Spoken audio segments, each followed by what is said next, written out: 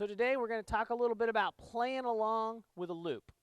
And that's become a very common and popular thing. We'll talk a little bit about playing with a click in another video, but this is a little different. Obviously playing with a click is part of this process, but it's really more of what to play along with a loop as opposed to just locking in with it. Obviously you have to do that.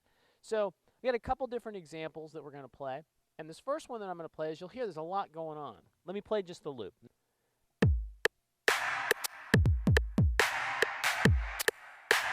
So it's pretty drumistic. There's a lot going on.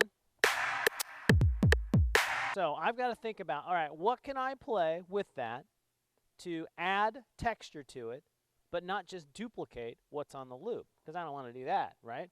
So let me experiment with some things, and we'll try some different things and see what kind of works. The first thing I noticed is the bass drum is nice and solid on beat 1. So I'm not going to play beat 1 on the bass drum. We're going to let it play beat 1. Then also we got that busy little thing happening towards the end of the phrase.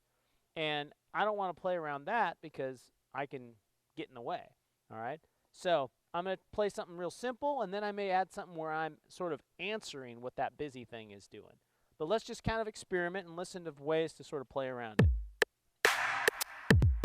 Here we go.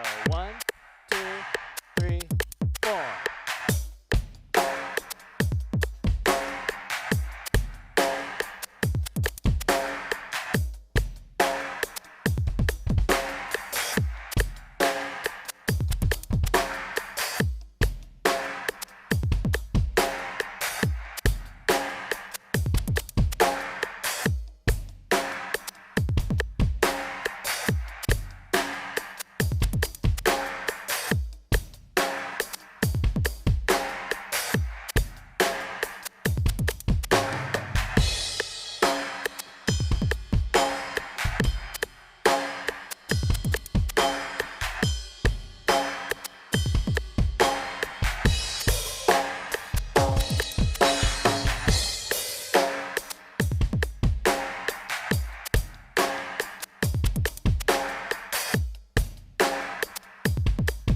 Simpler.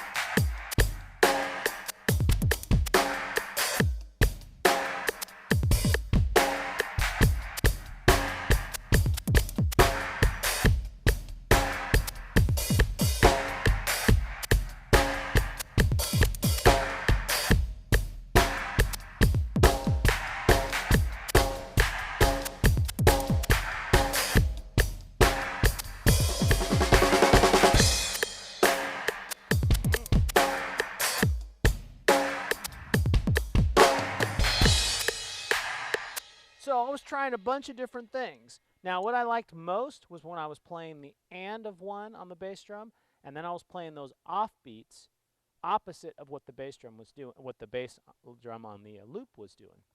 So experimenting, now you also notice I went into that straight 8th note thing on the bass drum, which again changes the feel completely. So the idea is we want to create this, a new beat, a new texture, not just duplicate what's on there, not just try to, okay, I got to play right what's on there because I don't want to get off, but how can I take it to the next level and create a new composite beat that's made up of both? Because usually that's why you have a loop on there anyway. It's because you want the texture of that loop, but then you want to add the real drums on top of it to sort of add an additional layer of texture, but a new composite groove. Let me go to a different loop. So this is very different. And I think this one kind of lends itself to a certain way of playing. Here it is.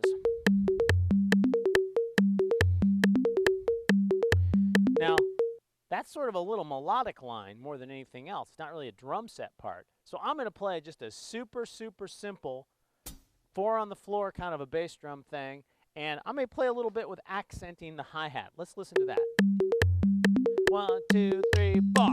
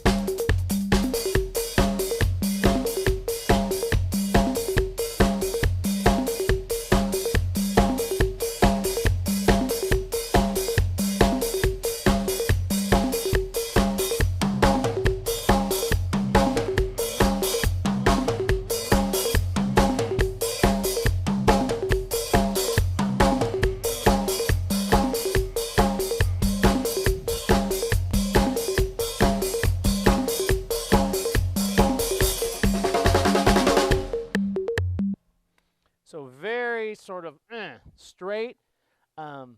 Each of those feels, when I change the hi-hat, has a different feel to it, right? That has a very sort of driving kind of a feel to it, in my opinion. But again, the concept being how to integrate. That's really the most important thing, is to create that new composite rhythm. You know, a lot of times a part like this, people will get uptight. It's like, oh, I'm having to play with this thing. But you can play in it and around it. You know, I was specifically, if you heard, hopefully you did, is that when I went to that open hi-hat kind of disco-y groove, I was really driving it and really trying to keep it really pushed and have a pushed sort of a feel. You can change the feel of a loop by how you play against it.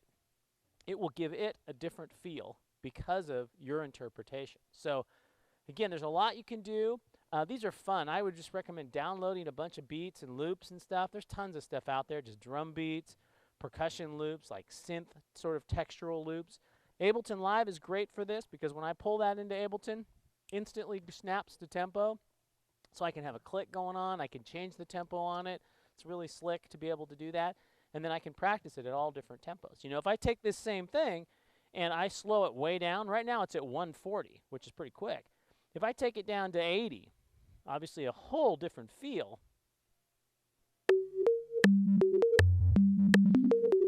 I mean, that's just weird. It has a completely different feel to it. You know, this is sort of like this big round thing. 1, 2, 3.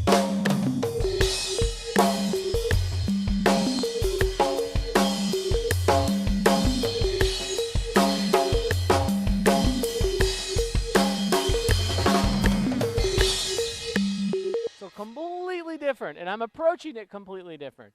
So that's the cool thing about being able to adjust that tempo instantly, and you have a completely different texture. So great way to play and practice and just kind of have fun with this stuff and create lots of different music. So have fun with it and keep on drumming.